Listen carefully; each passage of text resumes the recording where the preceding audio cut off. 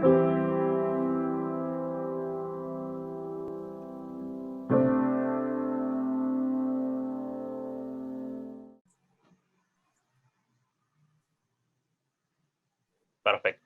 Bueno, buenas tardes a todos y todas. Hoy en esta entrevista que vamos a hacer por parte de Colegizar tenemos a Pablo Seriani Cernadas. ¿Cómo estás, Pablo?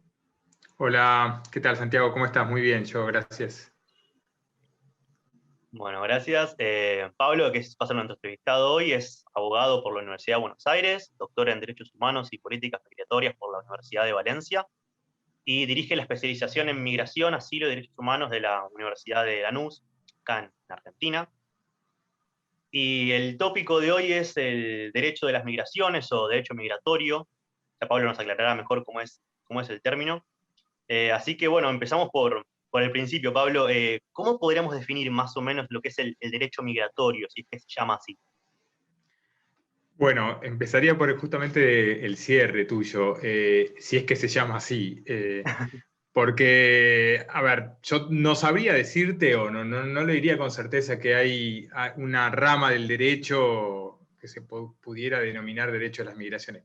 Posiblemente sí, lo que seguramente incluiría en esa rama del derecho, digo, si llegáramos a ese consenso, son distintos aspectos. Y uno puede pensar en todo lo que tiene que ver con la regulación jurídica de la vinculación, de todos los aspectos o de varios aspectos centrales ligados a la movilidad humana, ¿sí? Sobre todo estamos hablando de la movilidad a través de las fronteras entre los estados, ¿no? Lo que se llaman las migraciones internacionales, ¿no? Entonces, uno podría decir, bueno, el derecho a las migraciones es la normativa y luego las políticas públicas que implementan las normativas vinculadas a la regulación del ingreso a un territorio de un estado, a las condiciones de la permanencia o a la regulación de lo que se llama la salida forzosa, una eventual decisión de expulsión o deportación del territorio de alguien que no es nacional de la jurisdicción en la que se encuentra, ¿no? Eso podría ser de alguna manera la parte como más formalista del derecho de las migraciones, pensando en la movilidad en sí y en la regulación de esa movilidad, pero luego hay un elemento importante y sin duda creciente en las últimas décadas, que es parte de esto que hablamos de derecho de migratorio o regulación jurídica de las migraciones, que tiene que ver con, ya no poner el eje en la regulación de los estados sobre los estados soberanos regulando el ingreso y la permanencia y la salida de personas, sino el eje en las personas. Y ahí estamos hablando ya del derecho o los derechos de las personas, y sería una parte de este derecho migratorio que viene de alguna manera una rama específica del derecho internacional público y dentro del derecho internacional público del derecho internacional de los derechos humanos, ¿no? Entonces ya ahí estamos poniendo el eje central en las personas, en sus derechos, en esas personas que por una u otra razón se mueven de un estado a otro o intentan moverse para ingresar, para quedarse de manera temporal o definitiva, y bueno, ahí ya entramos a hablar de cuestiones como más específicas vinculadas a las causas de las migraciones y a diferentes terminologías o abordajes desde lo jurídico que los estados dan a las personas no nacionales, de alguna manera, que quieren ingresar, ingresan y permanecen en su territorio, ¿no?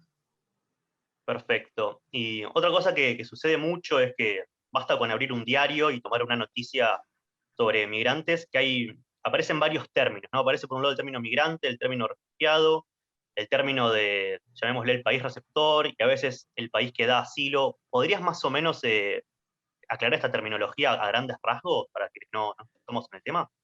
Sí, a ver, una primera tal vez es los términos que aparecen normalmente a veces confundidos de inmigración, emigración y migración, ¿no? Inmigrante o emigrante es la misma persona que va de un lado a otro, pero desde, lo que cambia es desde dónde lo estamos mirando. Si es el país receptor, esa persona es inmigrante.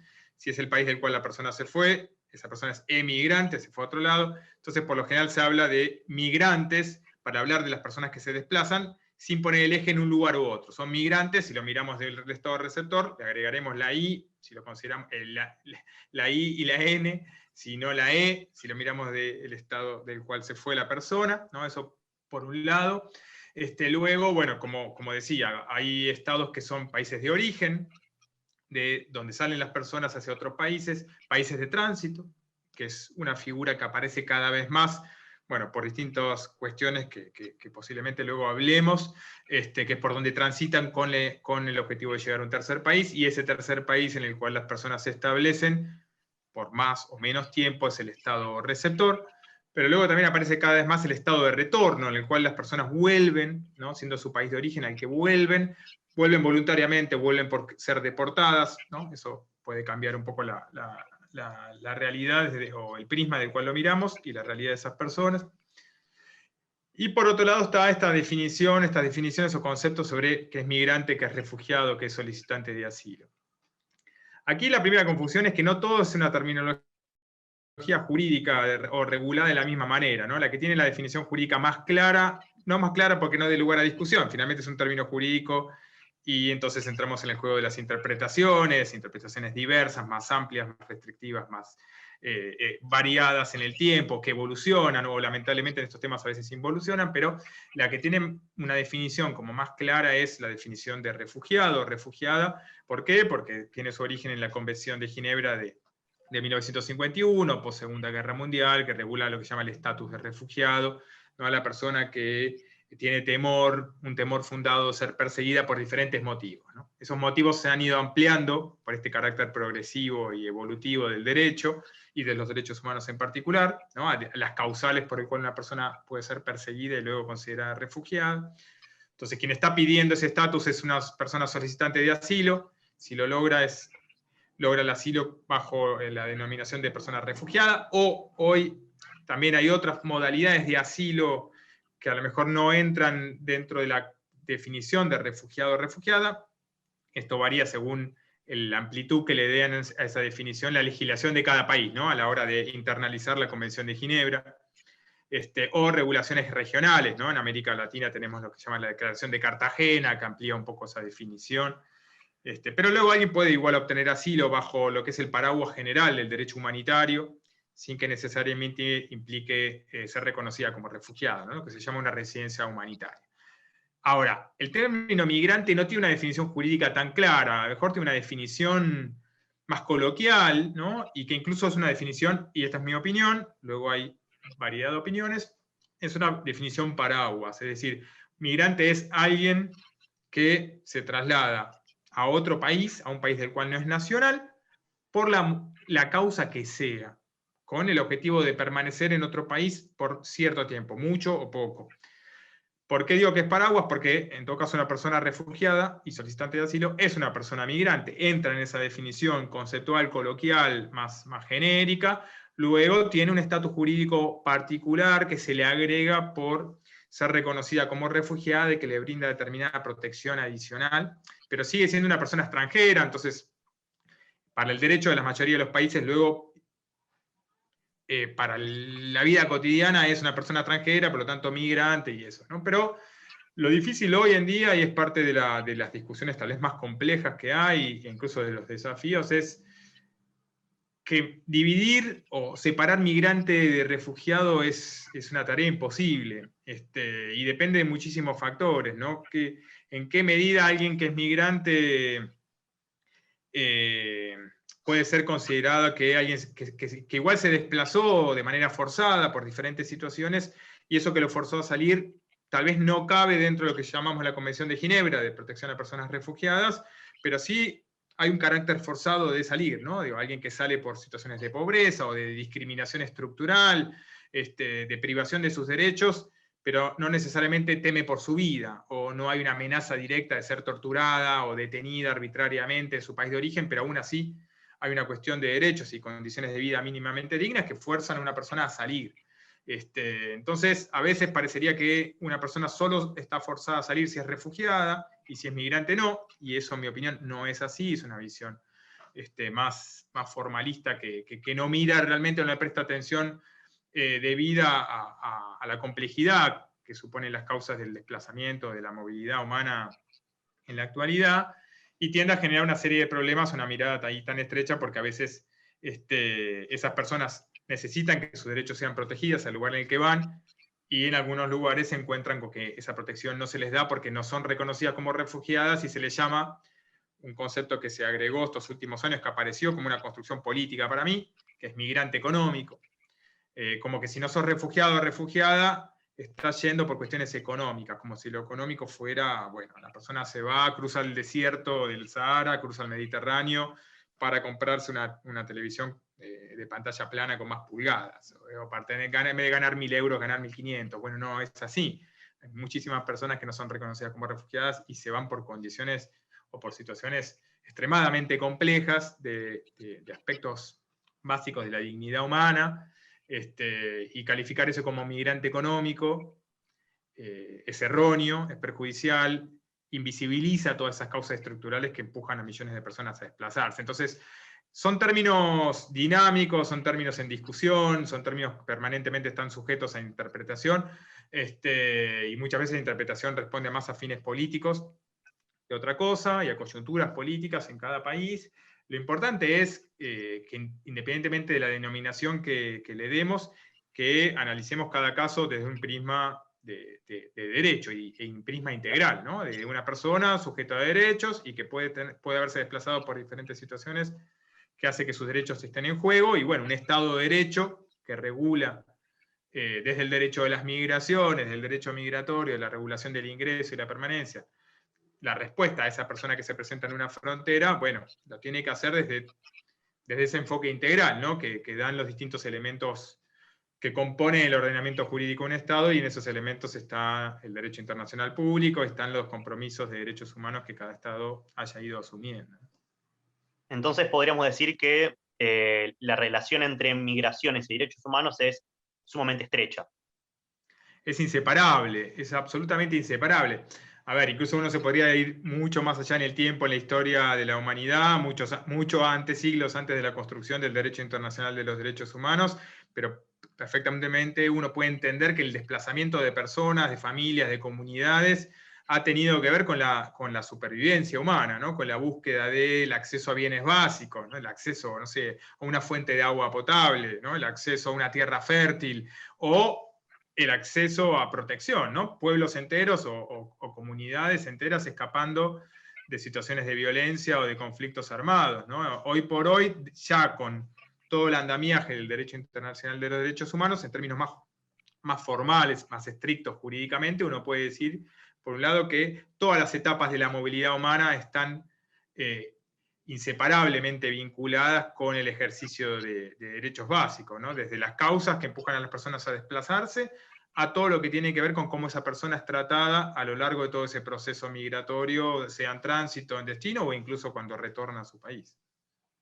Y siendo que la cuestión de las migraciones toca tantas aristas del derecho, nombraste internacional público, cuestiones de derechos humanos, imagino que incluso cuestiones constitucionales. Vos como estudiante que fuiste de Derecho acá en la UBA, y bueno, ahora al dirigir una cuestión de posgrado, te toca recibir a muchos graduados, recientes graduados, supongo. ¿Cómo crees que está enfocada la cuestión pedagógica? Es decir, en la currícula de grado, la cuestión de las migraciones, ¿tiene espacio? ¿No lo tiene? ¿Es el suficiente? Bueno, lo primero que diría es esto que señalabas al comienzo de tu pregunta. El tema de las migraciones no es solo por una obsesión personal, profesional, atraviesa todas las ramas del derecho. Uno podría verlo desde derecho de familia, de derecho del trabajo, derecho público, derecho internacional privado, derechos humanos, derecho constitucional, otras miradas más específicas, derechos de la infancia, derechos y género, derecho de los pueblos originarios, en fin, yo creo que rama del derecho que uno toque, incluso en términos de sociedades, ¿no? Las sociedades que se trasladan, que trasladan trabajadores y trabajadoras, digo, hay con muchísimos aspectos que atraviesan las diferentes ramas del derecho, ¿no? Por eso lo hace una realidad, una temática transversal, ¿no? Y tan integral, tan compleja también. A ver, en mi experiencia como estudiante, este tema prácticamente ha estado ausente en la carrera de Derecho, por lo menos. En algunos momentos uno podía ver alguna discusión en términos de derecho constitucional, o había algunas cátedras de derechos humanos que incluían a lo mejor alguna actividad o alguna clase vinculada al tema, o a migrantes en general, o refugiados, personas refugiadas en particular, o alguna discusión sobre derechos de nacionales versus derechos de personas extranjeras, o en algunos casos tal vez alguna discusión sobre derecho público y los derechos de un Estado soberano para regular las fronteras, digo, había como pinceladas, y que bueno, yo cuando empecé a trabajar en este tema, digo, incluso poco antes de graduarme, empecé a ver esa invisibilidad, esa ausencia que le daban las facultades de Derecho, y lo empecé a ver sobre todo por dos aspectos. Primero, dos aspectos que contrastaban esa realidad, con el presente y con el pasado, diríamos. Con el pasado de la propia Facultad de Derecho,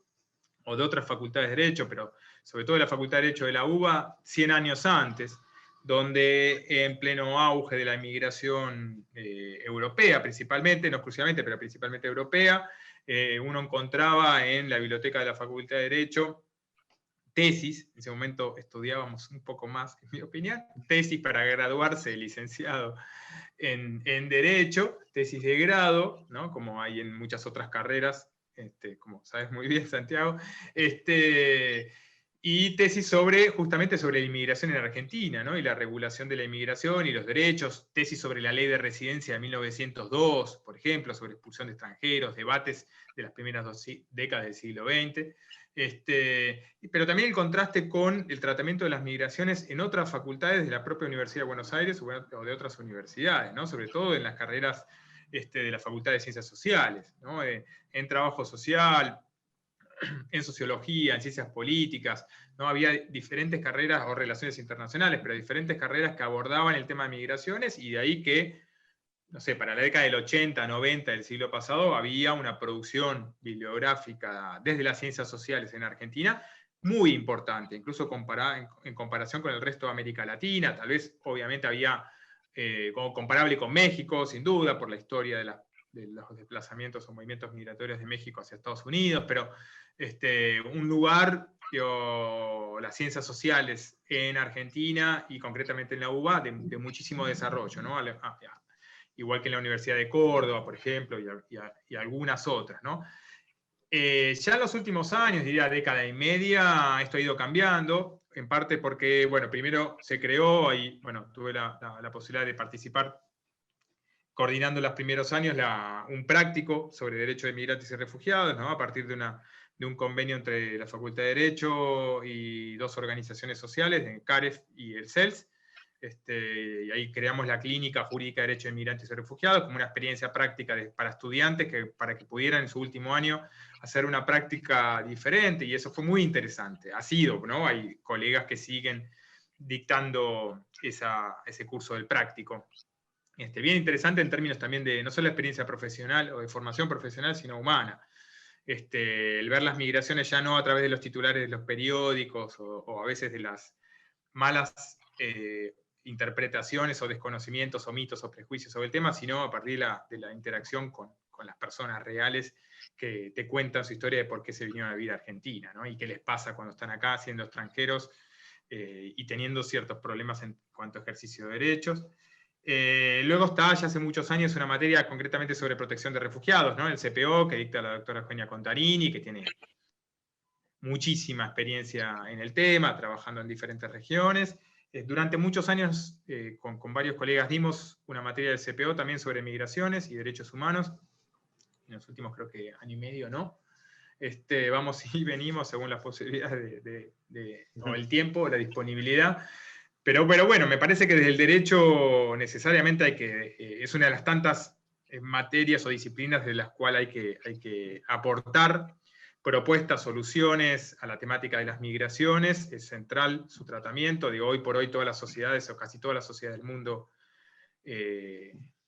están inseparablemente vinculadas a los procesos de movilidad humana. La Argentina, ni hablar, ¿no? Hace 150 años que es parte constitutiva de nuestra sociedad. Y bueno, y por lo tanto regulada en términos jurídicos, ¿no? Las normativas, no solo en la ley de migraciones, diríamos, ¿no? En muchas otras normativas de diferentes temas, ¿no? Entonces, su abordaje, su tratamiento a través de la Facultad de Derecho, de la carrera de Derecho, es imprescindible, ¿no? Porque bueno, después pasa tal vez que justamente luego se aborda con menos herramientas, menos conocimiento, y por eso me parece importante. Ha avanzado, ¿no? Creo que ha habido una evolución en ese sentido, puede seguir creciendo. Yo creo que ya hay varias cátedras en Derechos Humanos, en Derecho Constitucional que abordan el tema, en Derecho Internacional Público seguramente también, y algunas otras materias optativas del CPO, así que bueno, ahí uno ve un proceso evolutivo que ojalá siga dándose, porque bueno, este tema, por más que tiene una historia tan larga como la humanidad y las sociedades, ha ido creciendo en su importancia en las últimas 2 o 3 décadas, va a seguir estando, llegó para quedarse, digo, la movilidad humana como algo propio por lo menos del siglo XXI, como un fenómeno estructural muy presente, y por lo tanto desde el derecho es clave que se tengan las herramientas para regularlo de manera adecuada, ¿no? Como una solución y no como una generación de mayores problemas. Claro, sí, sí, perfecto. Esta pregunta venía a colación porque, bueno, gran parte de los miembros de Olesquizar y el público de Olesquizar es básicamente estudiante o graduados de Derecho, y la inquietud que surgiera, bueno, ¿por qué en el ciclo profesional común la cuestión migratoria casi no aparece? Así que gracias por tu respuesta. Y ahora yendo más al tema migratorio, pensaba, es una hipótesis mía, que la cuestión migratoria uno la tiende a enfocar desde la parte jurídica, pero es inseparable de la parte social, llamémoslo cultural de alguna manera. ¿Notás algún denominador común en la actitud que tienen los argentinos y las argentinas para con los migrantes? ¿Podríamos hablar de algo de eso? De, digamos, la opinión pública respecto a los migrantes, de los locales respecto a los... Sí, a ver. A ver, yo tal vez diría primero que nada que tal vez una característica general en esa respuesta, luego hay infinidad de respuestas más micro y que da cuenta de una multiplicidad de miradas y respuestas, ¿no? Y de conocimientos y pensamientos y actitudes sobre el tema dentro de una sociedad, ¿no? No hay algo unidireccional, diríamos. Pero en términos generales sí, y yo sigo sorprendiéndome sobre eso, es como un grado importante de desconocimiento. Decías un rato, digo, las migraciones son parte de nuestra historia, nuestro presente, y sin duda seguirá siendo parte de nuestro futuro, como sociedad en general, ¿no? Y en la vida cotidiana, en las relaciones sociales, humanas, vecinales, en todos los aspectos, ¿no? Comerciales, laborales, etc.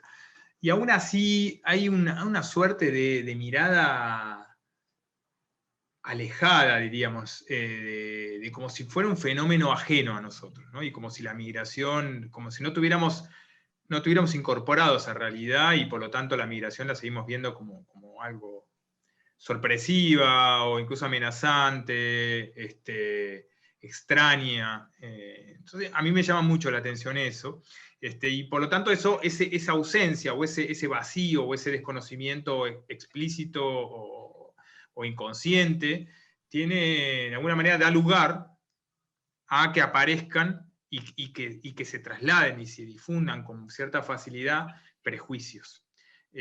Prejuicios que luego pueden dar lugar incluso a reformas políticas o reformas jurídicas, ¿no? Entonces, una relación entre lo social, lo político y lo jurídico muy estrecha en este tema, en muchos otros seguramente también, en estos está clarísimo, en Argentina y en otros lugares.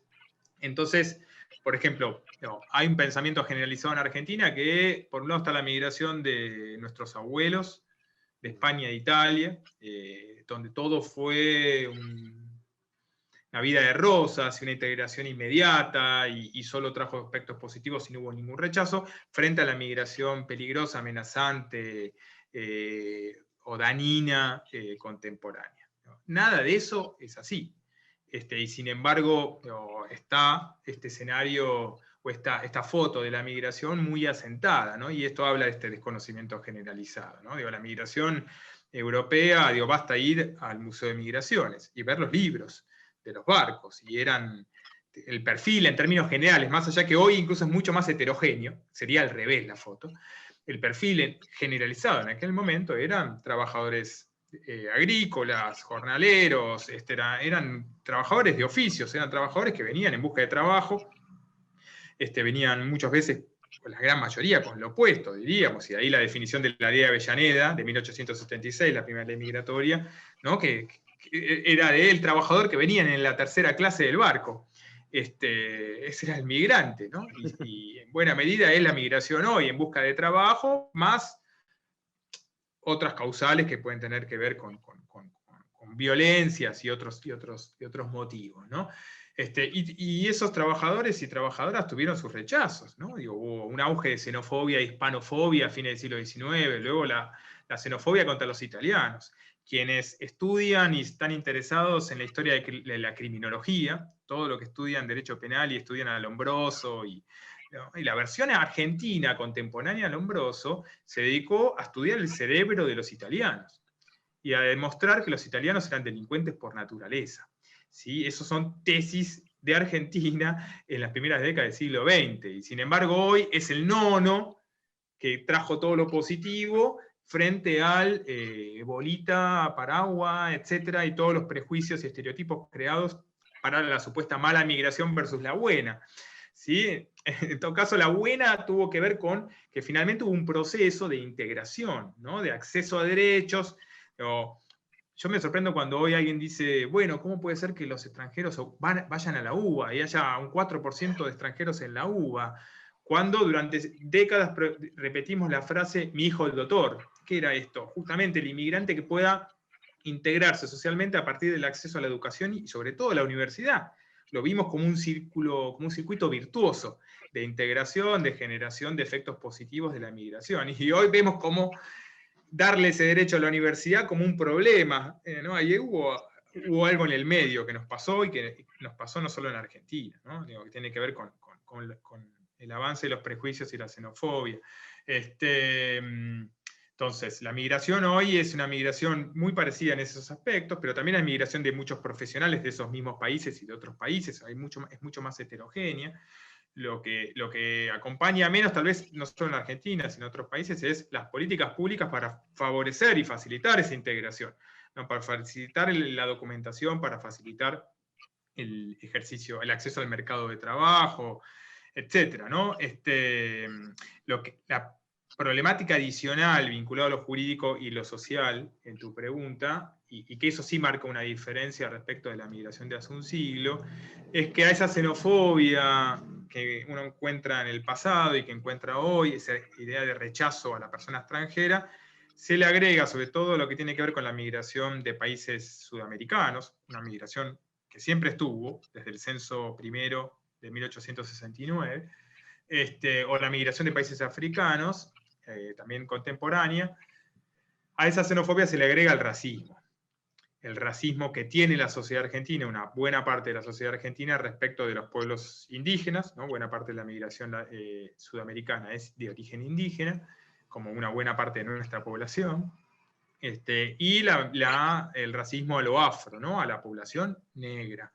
Entonces eso lo hace más complejo, no es una xenofobia común, sino agravada por aspectos estructurales de nuestra historia, nuestro presente, vinculada al racismo. Digo, muchos estudiantes ya no se acuerdan, pero quienes empezamos a estudiar con la Constitución pre-1994, esa Constitución hablaba de la libertad religiosa, la libertad de cultos, sigue estando en la primera parte de nuestra Constitución, ¿no?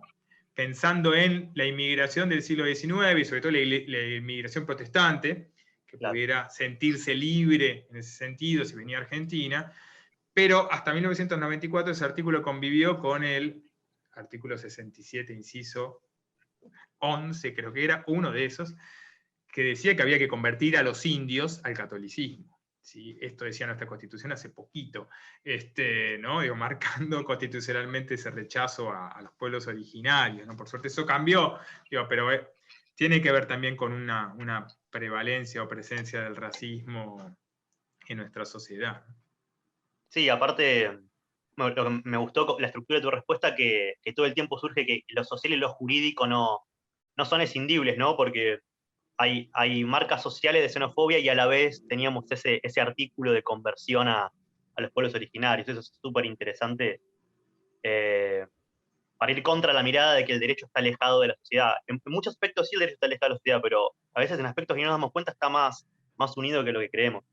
Voy a tomar un poquito unas cositas que comentaste en tu respuesta. Nombraste, por ejemplo, la dificultad de, si no me equivoco, de documentación, de los que necesitan los inmigrantes, no viendo desde la perspectiva argentina, ¿podrías nombrar algunas problemáticas concretas que se enfrentan los migrantes al venir aquí por un mal diseño institucional, digamos? Sí, sí, ahí, bueno, eso es como una de las notas características del fenómeno de las migraciones contemporáneas, ¿no? En las últimas 2, 3 décadas, uno puede ir un poco más atrás, pero sobre todo, ¿no? Esta idea de la falta de documentos, la falta de un permiso para ingresar o permanecer en un territorio, ¿no? Esta es lo que se llama irregularidad migratoria, la mal llamada ilegal. Sería interesante poder charlar un rato sobre eso, porque hay una cuestión, un vínculo permanente entre lo social y lo jurídico sobre eso, ¿no? Pero, ¿por qué digo esto? A medida que han ido creciendo los mecanismos de control de las migraciones en las últimas décadas, el despliegue incluso de fuerzas de seguridad en diferentes regiones, de radares, de drones, construcción de muros, ¿no? Post muro de Berlín, post caída del muro de Berlín, no ha cesado la construcción de diferentes tipos de muros, algunos físicos, otros más simbólicos, pero con iguales consecuencias o peores, ¿no? Porque son más invisibles, diríamos. Esos dispositivos han ido generando, o han hecho, en mi opinión, y de muchas personas que trabajan en este tema, que la irregularidad migratoria, esta idea de migrar sin el permiso, ¿no? El indocumentado, el sin papeles, etcétera, sea una característica estructural de la movilidad. ¿Qué quiero decir con esto? Que muchas personas hoy, para ejercer este derecho a salir del país, que está en la Declaración Universal de Derechos Humanos desde 1948, solo lo pueden hacer de manera irregular.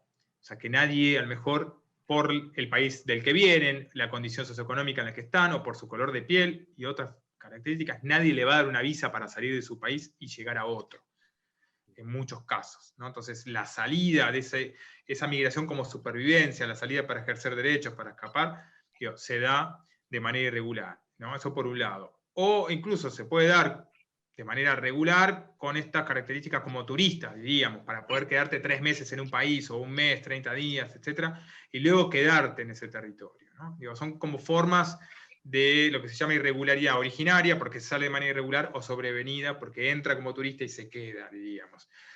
Eso, muy sintéticamente, es parte de esta realidad en la que se encuentran muchas personas en diferentes países de no tener el permiso para estar, ¿no? Y la otra tiene que ver con la burocracia, con el sortear procedimientos administrativos, a veces muy complejos, a veces muy onerosos, para acceder a ese permiso de residencia, ¿no? Eso deriva en que muchas personas estén en situación migratoria irregular. Hay una falsa creencia que es que esa irregularidad se produce cuando un país tiene una política migratoria de alguna manera abierta o más flexible o más protectora de los derechos de las personas. Y esto no es así. Casi todos los países, si no todos, donde hay evidencia sobre este tema, y Argentina es uno de ellos, es todo lo opuesto. En Argentina, en la década del 80 y 90, por ejemplo, rigió una ley migratoria de la dictadura militar, ¿no? Que le llamábamos Ley Videla, 22439 era el número. Una política muy restrictiva, y durante muchos años con una presencia militar en fronteras, etc. Y aún así, eso no impidió que vengan las personas migrantes ni que se quedaran. Lo que impidió fue que accedan a un permiso de residencia, ¿no? La movilidad se da, sobre todo en países con fronteras tan grandes como la mayoría de los países de América Latina y otros. Si no fuera por eso, no habría indocumentación en Estados Unidos, ¿no? Con todos los despliegues militares. Sin embargo, eso ocurre, ¿no? También hay una cuestión estructural, me voy un poco de tema, pero que tiene que ver con el rol que cubren o que cumplen esos trabajadores y trabajadoras sin papeles en la economía con menor protección laboral, ¿no? Con menos derechos, diríamos, ¿no? Y menor paga, etcétera, etcétera, ¿no? También no es casual que eso ocurra, ¿no? Entonces, en Argentina, con la ley de la dictadura, hubo un crecimiento enorme de las personas en situación de irregularidad, y esto es muy grave, y esto no es solo un problema para la persona, es para muchas políticas públicas. ¿Por qué? Porque no te habilita a trabajar. Entonces, ya ahí, ¿cómo vas a trabajar como política de Estado en aumentar, por ejemplo, la formalidad laboral, ¿no? Los contratos en relación de dependencia, con todo el círculo virtuoso que eso genera, cuando hay personas que están en tu país y no les dejas trabajar, o sea, no les facilitas el acceso a la documentación para trabajar. Entonces, eso va generando como otros efectos en la economía, en el mercado de trabajo, en la política, no sé, de seguridad social, y muchas otras cosas, e incluso obstaculizando de alguna manera el desarrollo de esa familia, ¿no? Esa familia que hace 100 años había como una política de Estado para facilitar la integración, hoy la indocumentación y otras trabas generan el efecto opuesto, ¿no? Con la nueva ley de migraciones, en ese momento, en 2003, de alguna manera se dio un cambio cualitativo, un salto cualitativo de facilitar, ¿no?, como obligación del Estado la regularización, justamente para facilitar esa integración, el acceso al mercado de trabajo, etc., ¿no? Y eso fue dando resultados bastante interesantes.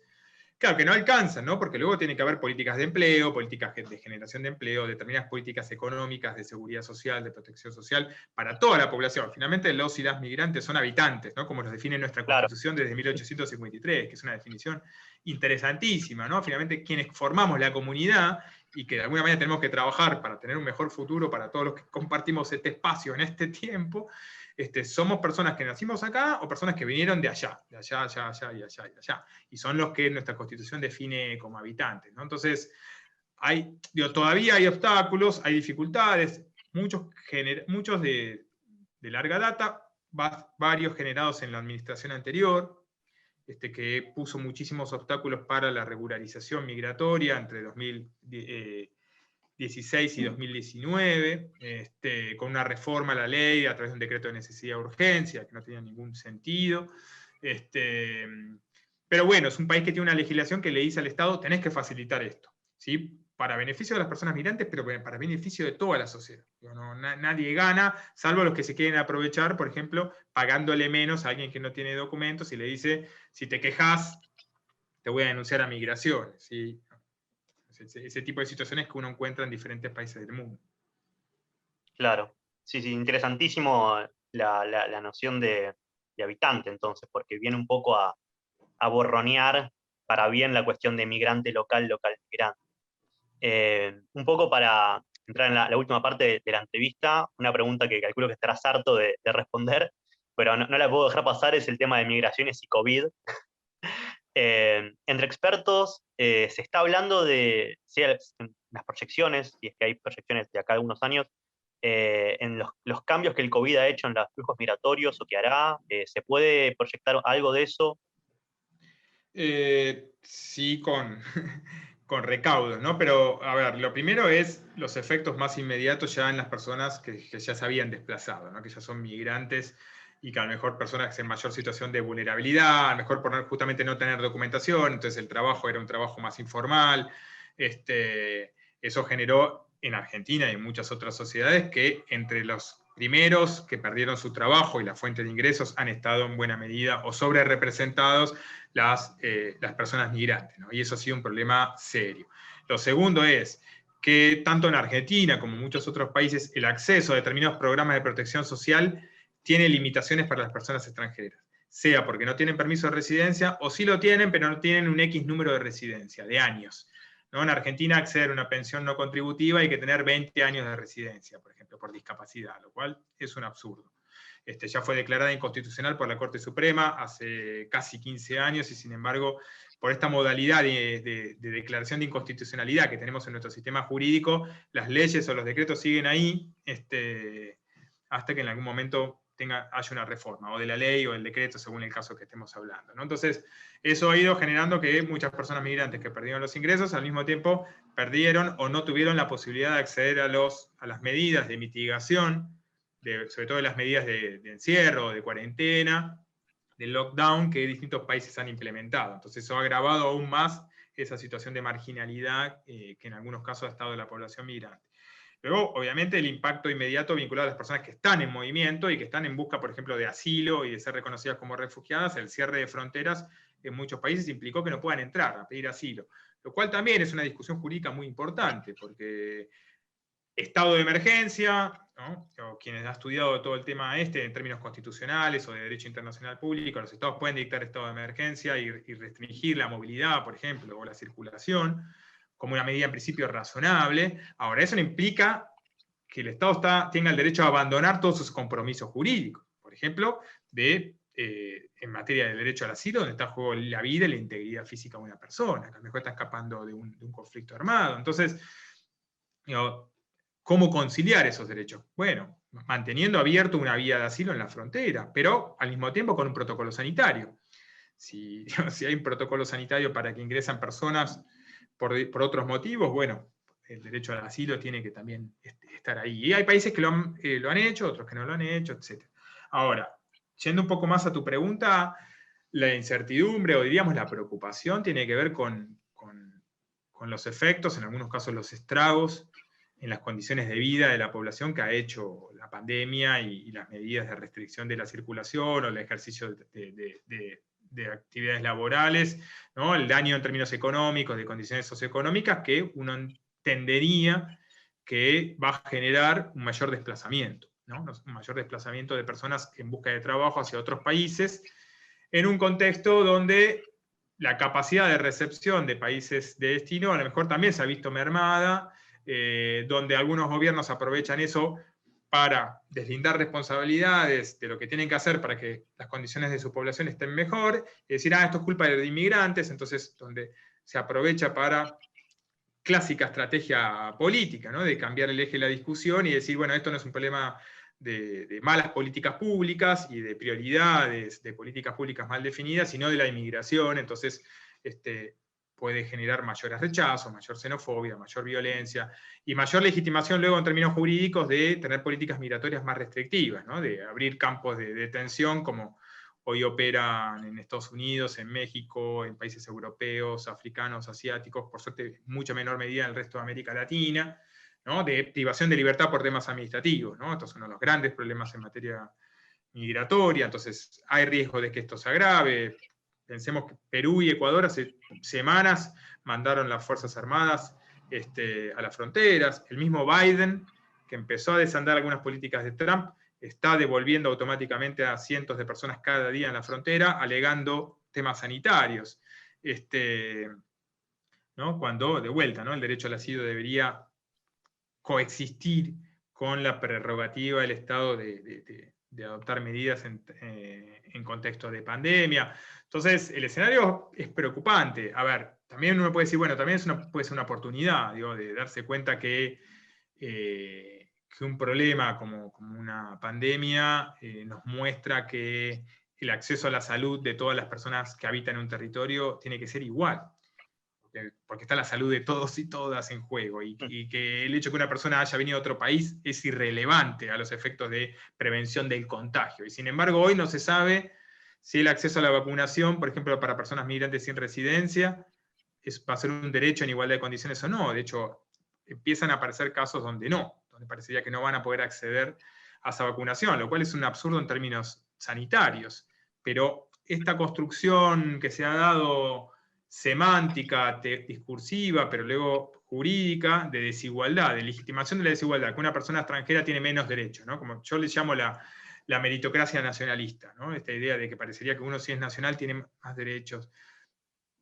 La verdad, digo, cuando se trata de salud de la población, cuando se trata de la educación y el futuro de una sociedad, cuando se trata del derecho a un abogado y una abogada en un juicio, al debido proceso, digo, la nacionalidad no debería jugar ningún criterio diferenciador, y sin embargo lo está haciendo, ¿no? Y la pandemia nos muestra, para mí, el problema de seguir estableciendo y validando diferencias por nacionalidad o por condición migratoria. Ojalá que sepamos leer eso y que la salida post pandemia incluya a todas las personas que habitan, que forman una comunidad finalmente, ¿no? Independientemente de dónde nacieron. Pero bueno, eso va a ser un debate político sobre todo. Me gustaría que sea un debate jurídico más serio, no con datos y con fundamentos, sino con esta idea de, a ver, volviendo a lo social y lo jurídico. Es un tema en el cual la forma de transmisión de la nacionalidad, la noción de patria, ha sido para mí muy nociva.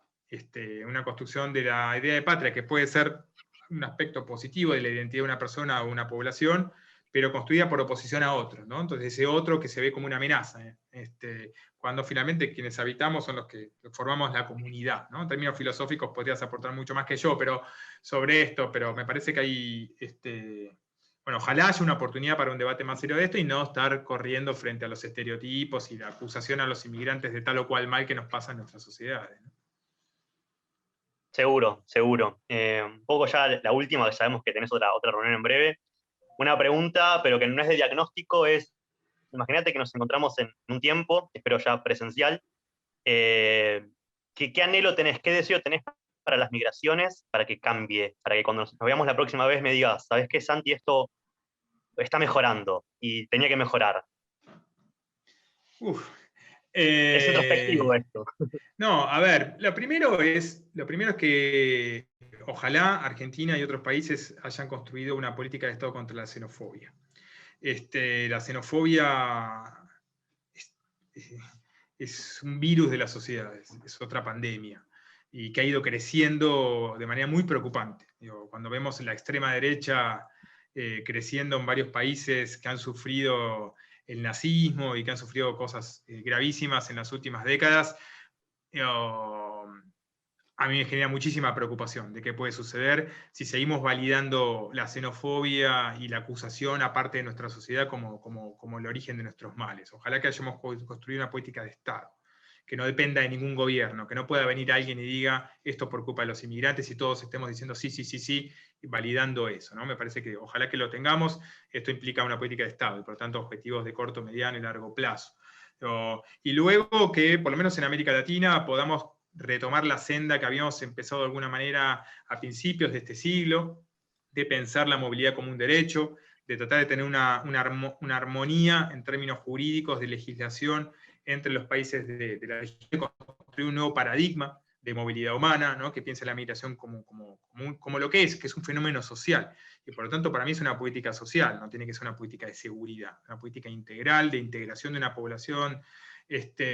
Ojalá que hayamos podido revertir eso, ¿no? Ha habido retrocesos preocupantes en la región en los últimos años, y que desde Sudamérica se pueda dar la discusión global que se está dando o que se debería dar, ¿no? frente a tendencias muy preocupantes, ¿no? Digo, hay países o regiones como Europa donde una persona puede ser detenida por tema administrativo, una persona migrante, 1 año y medio o más. Eso en términos jurídicos es una aberración, para mí es un misil a la línea de flotación del Estado de Derecho, diríamos, ¿no? Y sin embargo no nos alarmamos. ¿Por qué? Por esta cosa social, esto discursivo, ¿no? La xenofobia que nos ha penetrado de distintas maneras y que hemos validado ir hacia atrás, ¿no? En Inglaterra nosotros estudiamos el habeas corpus en el siglo XIII, y sin embargo hay inmigrantes detenidos meses sin la posibilidad de habeas corpus, ¿no? Digo, son un ejemplo de cientos donde el Estado de Derecho ha pasado a ser estado de excepción en este tema, ¿no? Y por eso, de vuelta, la reafirmación de que tenemos que solidificar el tratamiento serio desde el derecho, junto a otras ciencias, ¿no? Contra otras disciplinas, de este tema, para tener bases sólidas, para tener argumentos sólidos, para justamente construir como antídotos, de alguna manera, frente a esto que nos ha ido pasando, ¿no? A como humanidad, ¿no? De validación de este estado de excepción permanente. Hay un fallo de la Corte Suprema en Argentina, de 1932, creo, por ahí, que hablaba que por la ley de residencia, que permitía expulsar a extranjeros sin juicio, sin ningún tipo de garantía de debido proceso, los extranjeros vivían en estado de sitio permanente. Argentina 1932, Corte Suprema. Hoy, digo, ese proceso se profundizó enormemente, ¿no? Ojalá que en unos años podamos ver muchos elementos de recuperación del Estado de Derecho, casi te diría del sentido común en el tratamiento jurídico de las migraciones. Perfecto. Bueno, Pablo, nuevamente muchas gracias por tu tiempo. Es muy importante para nosotros poder entrevistar expertos como vos, así que bueno, nada más que agradecerte, y en breve va a estar esta entrevista subida en nuestro sitio. Muchísimas gracias a ustedes por la invitación, un placer, la verdad. Perfecto, bueno, nos vemos, un gusto.